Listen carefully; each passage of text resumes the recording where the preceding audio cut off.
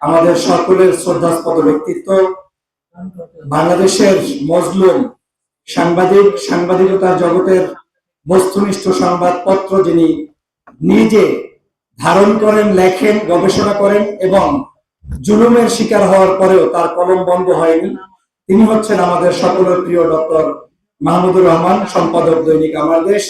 উপস্থিত আছেন আজকের এই অনুষ্ঠানের অন্যান্য বিশেষ অতিথিবৃন্দ এবং আমার সামনে উপস্থিত আমার প্রাণপ্রিয় ভাইয়েরা, সাংবাদিক বন্ধুরা, আসসালামু আলাইকুম ওয়া রাহমাতুল্লাহি ওয়া বারাকাতুহু।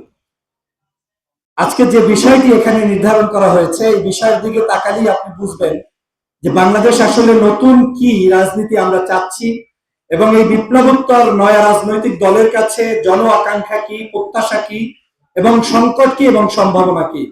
আপনি যদি 24-এর গণ অভ্যুত্থানটা একটু লক্ষ্য করে দেখেন, তাহলে এই অভ্যুত্থানটা শুধুমাত্র আমাদের কোনো রাজনৈতিক চিন্তা চেতনা, আদর্শ, ভোটাধিকার হরণের উপর ভিত্তি করেই কিন্তু অভ্যুত্থান হয় নাই।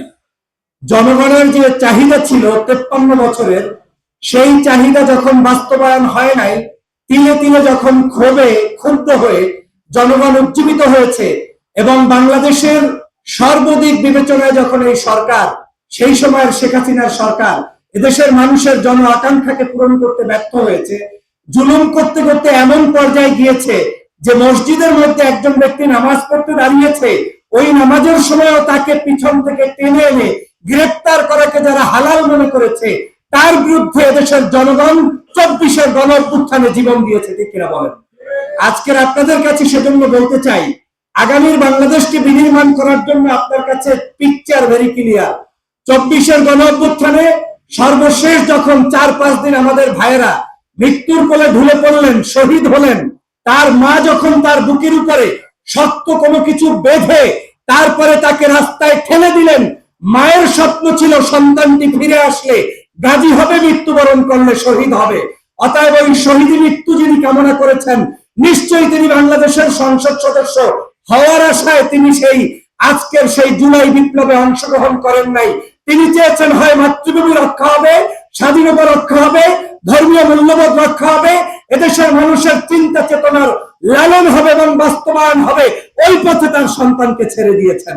আজকে আমরা যারা আগামীর বাংলাদেশ গঠন করতে চাই, আমাদের রাজনীতিতে অনেক সময় উদারতার স্থান দিতে গিয়ে, বিদেশিদেরকে ম্যানেজ করতে গিয়ে আমরা অনেক সময় আমাদের মূল জায়গা থেকে সরে যাই, যেটা অত্যন্ত দুঃখজনক।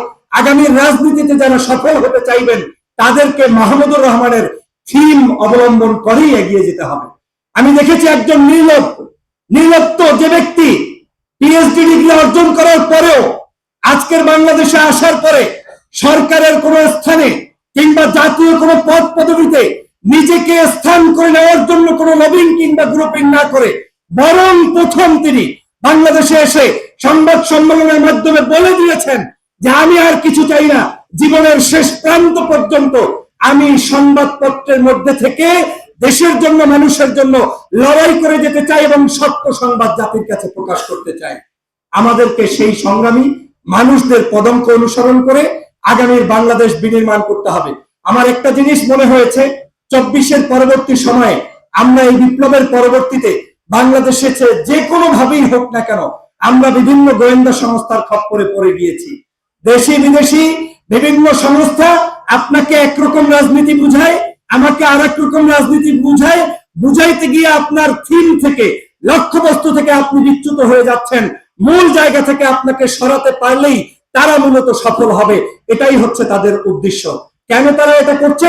তারা জানে যে বাংলাদেশে যদি ইউনিটি থাকে, ঐক্যবদ্ধ থাকে, এবং সেই ঐক্যবদ্ধতাটা যদি ওই যে শাহবাগীদেরকে, যেটা ওসমান হাদি একটু আগে বলেছিলেন, যে শাহবাগীরা যে কর্মকাণ্ডটি বাংলাদেশের বিরিয়ানি খিচুড়ি খেয়ে তারপরে করতে চেয়েছিল, সেই চিন্তা চেতনা থেকে 24-এর এই আন্দোলন সম্পূর্ণ ব্যতিক্রম ভাবে জনসমর্থন নিয়ে সফল হয়েছে। কিন্তু আজকে আবার সেই জনসমর্থন তুল্য এই আজকের আন্দোলনকে আবার নতুন করে বিতর্কিত করতে আওয়ামী লীগের লোকেরা এই ভিন্ন নামে ভিন্ন চরিত্র নিয়ে আমাদের সামনে উপস্থিত হচ্ছে, যেটা অত্যন্ত দুঃখজনক। অতএব যে কাজটি করতে হবে, এই শত অনৈক্যের মধ্যে, শত বাধার মধ্যেও আমাদেরকে ঐক্যবদ্ধ হতে হবে এবং ঐক্যবদ্ধ হওয়ার থিম থাকতে হবে দেশপ্রেমিক।